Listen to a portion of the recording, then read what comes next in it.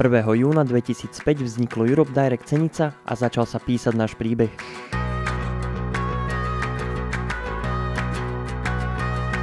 Na rôznych podujatiach dostávame Európsku úniu medzi ľudí, od najmladších po tých najstarších.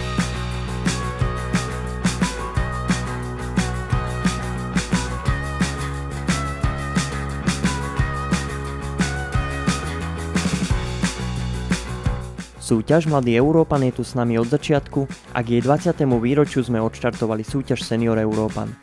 Na škole som pripravoval na obchodnej akadémie Mladého Európana, tak teraz som Senior Európan.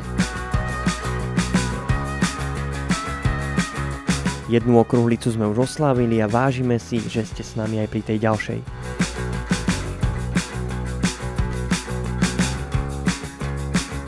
Okrem šírenia informácií je našim cieľom rozdávať úsmevy, radosť a dobrú náladu.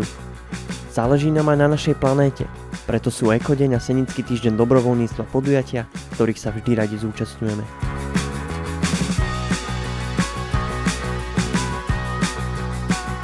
V rámci Európskeho týždňa Mobility si už veľa Seničanov vychutnalo našu ranú kávu, či sa odviezli bezplatnou MHD. V súťaži Aká bude Európa zisťujeme, ako našu budúcnosť vidia tí, ktorí našu budúcnosť budú tvoriť.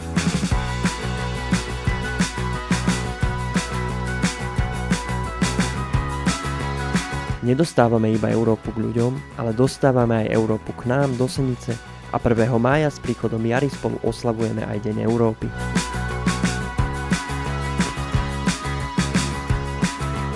Tešíme sa, že spájame úžasných a schopných ľudí a sme vďační, že sme to spolu dotiahli až sem.